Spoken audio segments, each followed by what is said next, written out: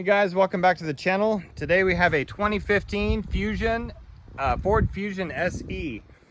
This is the one with the 17-inch wheels. Today we had a case of the bad rotors caused by sticking brake shoes. Okay, see what it did to the rotor on the one side? It dug into it. So I already did this side, but I'm gonna show you guys how to do this. You're not gonna need very many special tools, if any. So we're gonna show you when we come right back.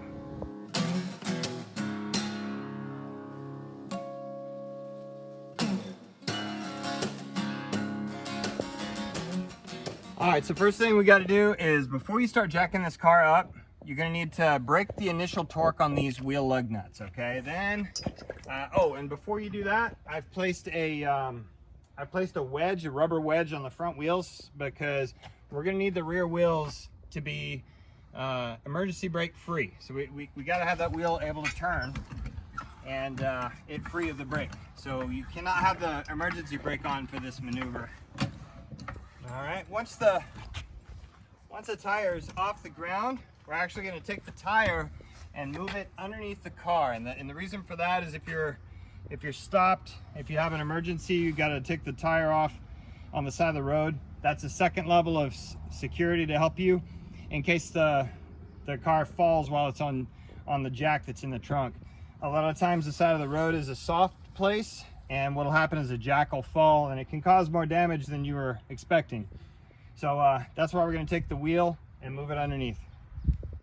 Okay, so the tire's safely under the car, but we're going to do another layer of protection here. So find a spot underneath the vehicle that you can do this. I think underneath the rear wheel is a good place for it. There's a little frame point under here, just in case. But this side is not as bad, all right? But we're gonna replace both of these, because I think what happened with the other brakes is I had some dry situation, much like this.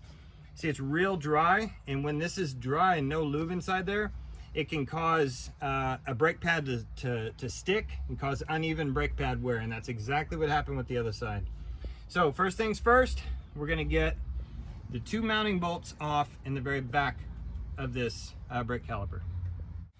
Okay, so one of the mounting bolts is right here. It's a 15 millimeter, and there's another one up here. If you're able to see it, I'm putting my finger on it right now. There's another mounting bolt here. It's hard to see.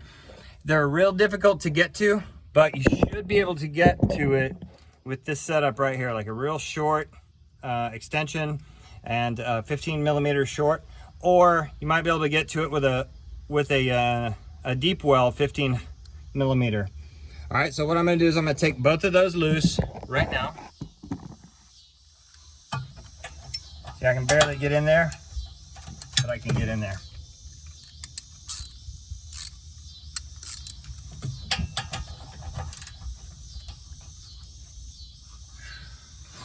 They're on there tight. Not too bad. All right, get that one loose, and then the other one down here. The other side, the way you can get in this one is you can get in through the opposite side of the wheel. Get in there like this, and you can have plenty of room in there. You're not going to be able to turn the wrench very far, but you're going to be able to get in there. Okay, so we're taking the second bolt out now. The first one's here, I took out, and the second one's here. So if you mix them up, it's not a big deal, because they're both exactly the same bolt. All right, so don't worry about mixing these up. They're gonna go wherever they go. All right, now once you get those off, what I want you to do is, what I've done is I've made a little rope. It's about, I guess about a little over a foot long. And if you look under here, there's a little nub here above the shock. So what I'm gonna do, I'm gonna show you what we're gonna do. I'm gonna take this rotor, the caliper.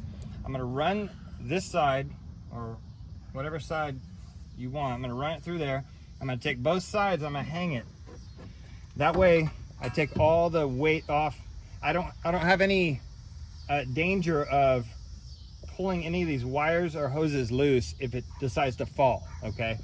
So keep that there. Next, what we're gonna do is we're gonna take this rotor off. As you can see, it's kind of stuck on there. Sometimes you can get it with that. However, if you have a big hammer, I want you to be very careful. Don't hit these, but you can hit anywhere around here. You can even hit the rotor if you're gonna be replacing it, but I'm gonna hit it right here. One hit, and it's off. Okay, one little hit, all right? And it should work with any kind of hammer, but you know, it's just, this is gonna make light work of everything. Just be careful where you hit. You don't wanna just hit where you want. You wanna hit where it's needed. Okay, next, we gotta get these brake pads out of here. All right, and as you can see, here's another situation. This was about to be a bad thing. You see this?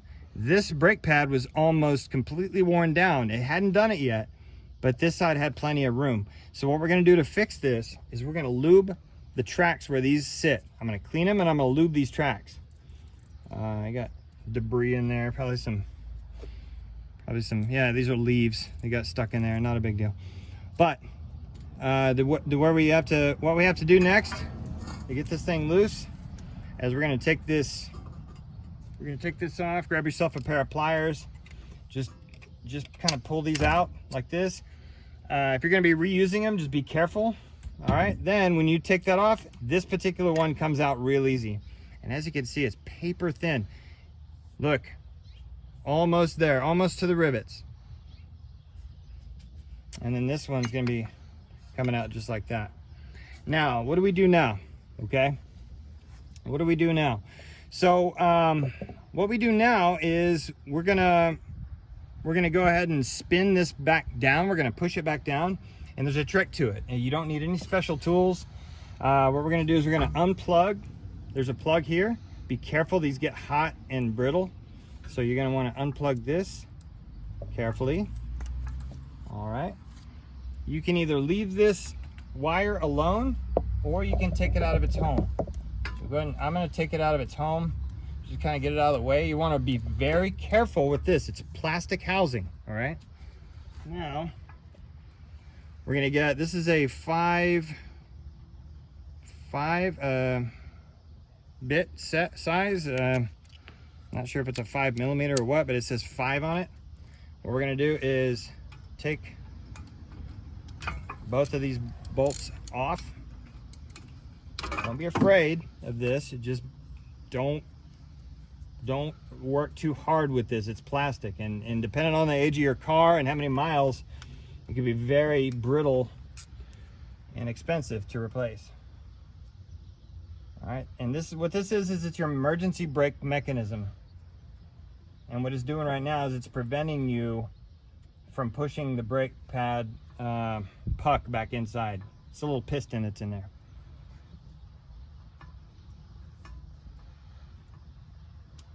All right.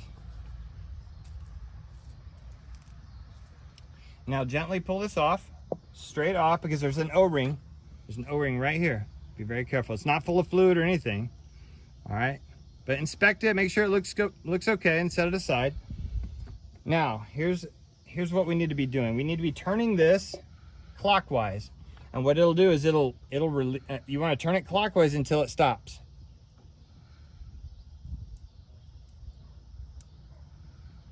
Okay, it stopped.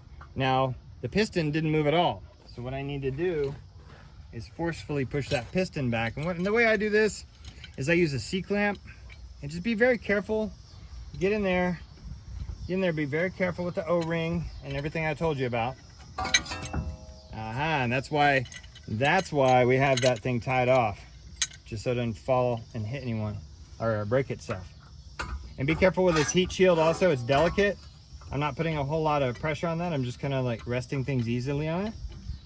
All right, so what I'm gonna do now, if you can see that, is I'm gently pushing the piston back. Now I'm not gonna push it and really hurt it. I'm gonna push it until it tells me it's done, and I'm gonna stop. I'm not gonna go any further, I don't need to.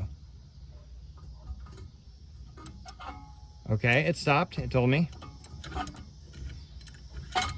right, careful, careful. All right, now it's all pushed back where it needs to be. Now I have room to put my brake pads. So, but before we do our brake pads, what I want you to do is, you see this puck down in here? See these two notches? They need to be at 6 and 12, or as you're seeing right here, it's 3 and 9. And what you do, it's not too hard. What you're gonna do is you're gonna take some long nose pliers, you're gonna stick them in there, and you're gonna push them down, and you're gonna turn it. Careful. You're gonna turn it. Okay, turn it like so. And the reason why you want the nubs down there, or up and down like that, is because watch this. When you install your brakes, it's gonna have, there you go again, it's gonna have a nub here. And that nub needs to ride inside where that was sitting there. You see that? All right, let's clean this place up. All right, so right here is where we're gonna be paying attention to next. I'm gonna get all that brake dust out of there. It's gonna make a mess. I'm getting all the brake dust out, and what I'm going to do is I'm going to replace that with a little bit of grease in there, because that's where our trouble area was. And I'm going to do it in here. Okay, there you go.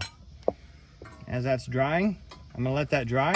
I'm going to go ahead and put this brake housing thing back on here. This is an emergency brake.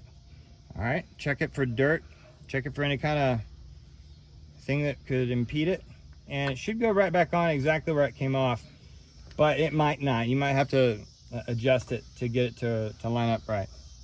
All right, once it lines up right and you're satisfied, go ahead and run these down.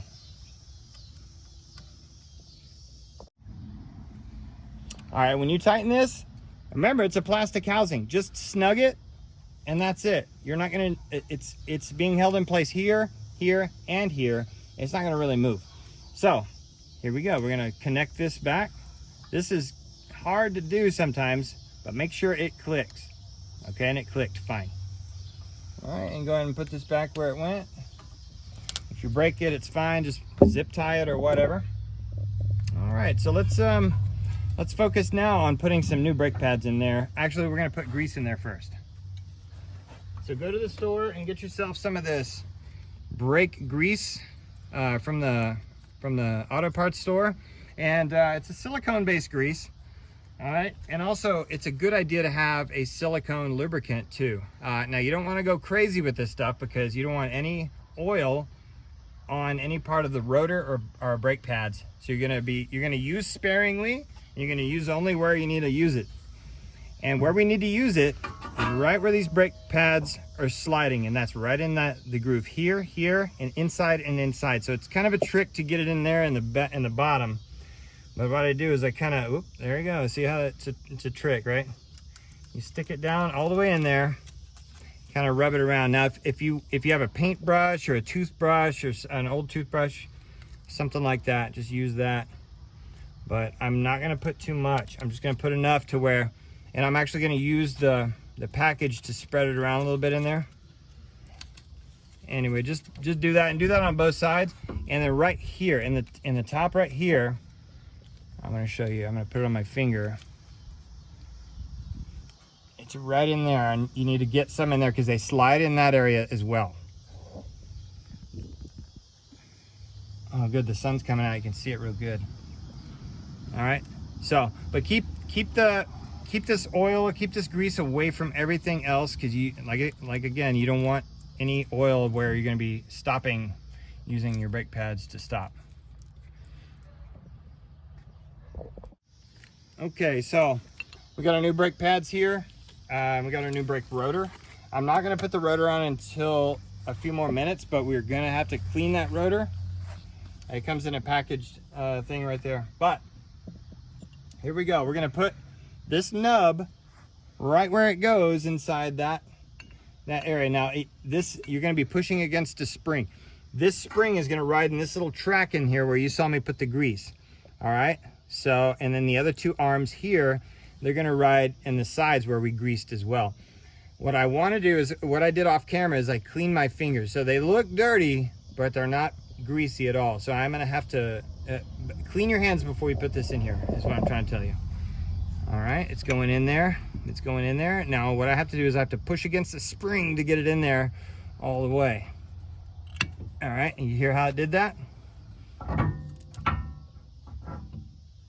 Okay. Almost. Oh, it came out the other side. Too far.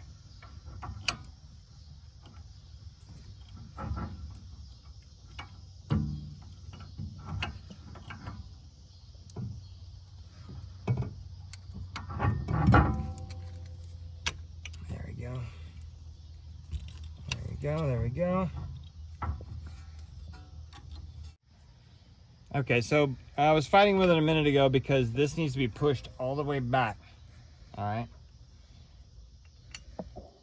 Watch this. This moves forward and it moves back. This moves forward and back. So you're gonna want to push it as far back as possible. Then get your brake pad in there and seat it in there like that. It should stay. And it likes where it's at right now. Okay. Your other one is gonna ride the opposite way. Hard to see, I know, but there it is. Now, to hold that one in place, notice this came loose here. It's okay. To hold this in place, use the included clips to lock it down. So put this clip here and get it in there. Once you do that, it starts putting force on it. Get that one in there, move it over there, and there you go. There's your clip. And what it does is it kind of locks your pads in place. All right, well, it locks that one pad in place at least. All right, so we're about to put the rotor on. So you're going to hang your brake pad or your brake caliper again. All right, hang it out of the way, kind of easy. Now let's open up this rotor. Again, you're gonna want to keep the oil to a minimum. All right, so here we go. I'm gonna spray this.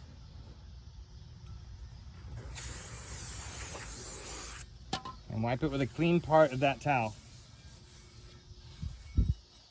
This is an old towel that got bleach on it, so I don't care. It's part of my cleaning arsenal now. There we go. All the oil's off of it. Carefully place it in the lug pattern, like so. All right. Now, what I want to do is get this released, and the pads should be far enough apart to accommodate that rotor. And then you're going to look behind and make sure your bolt holes are lining up, and don't let go of this. I mean, I know I let it go here because it's just staying, but it's precariously poached. So here we go. We're going to put I know it's hard to see. We're going to put the top bolt in and move it around a little bit until it gets in there. I'll tell you when it's seated. Oh, there it goes. Oh, it's getting threaded. All right, once that one threads, get the bottom one, thread that one in. You just want to start them, okay? Don't try to wrench them yet. Don't get them tight yet.